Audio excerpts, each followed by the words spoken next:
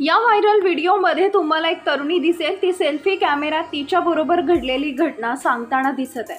ती सांगते, आता मी आहे मेट्रो स्टेशनला, पुण्यामध्ये नळ स्टॉपला, तर मी त्यांना तिकीट मागितलं तर तिकीटची किंमत होती 18 रुपये। त्यांनी मला 18 रुपयाचं तिकीट दिलं, मी त्यांना 50 रुपये दिले। त्यानंतर त्यांनी मला 30 रुपये परत दिले। मी त्यांना विचारते 2 रुपये द्या, तर ते म्हणाले सुट्टे नाहीत। त्यानंतर मी म्हणाले ठीक आहे, तर तुम्ही मला माझे 50 रुपये परत द्या आणि तुम्ही माझ्याकडून ऑनलाईन घ्या। त्यावर ते म्हणाले की आधीच तिकीट काढलेलं आहे, तर ऑनलाईन करता येणार नाही, सुट्टे नाही।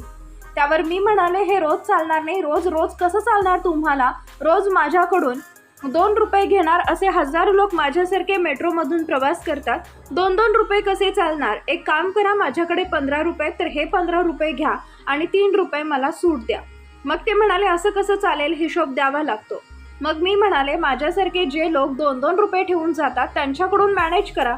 त्यांनी ते नाकारलं। त्यानंतर मी माझा मोबाईल काढला आणि व्हिडिओ करते आणि सगळीकडे व्हायरल करते म्हणाले, तेव्हा लगेच त्यांच्याकडे 2 रुपये सुट्टे आले। किती आणि कुठून कुठून छापणार आहात तुम्ही? एका सामान्य माणसाकडून 1-1, 2-2 रुपयांसाठी मेहनत करतात लोक। प्रगती शरण्या या इंस्टाग्राम अकाउंटवरून हा व्हिडिओ शेअर करण्यात आला असून या तरुणीचे नाव प्रगती सांगळे आहे। ती एक व्हिडिओ क्रिएटर असून हजारो लोक तिला फॉलो करतात। या व्हिडिओवर अनेक युजर्सनी संताप व्यक्त केलाय। एका युजरनं लिहिलंय, या सर्व गोष्टींना कोण जबाबदार आहे तेच कळत नाही। तर एका युजरनं लिहिलंय, जो प्रामाणिकपणे 8 तास घाम गाळून काम करतो त्यालाच 1 रुपयाची किंमत कळते। आणखी एका युजरनं लिहिलंय, ही पोरगी राव धाडसी आहे, मांडलं बरं का। अनेक युजर्सनी या तरुणीचं कौतुक केलंय। नाही असं कसं चालेल, हिशोब द्यावा लागतो। म्हटलं मग माझ्यासारखे जे पण लोक 2-2 रुपये ठेवून जातात त्यांच्यातून मॅनेज करा।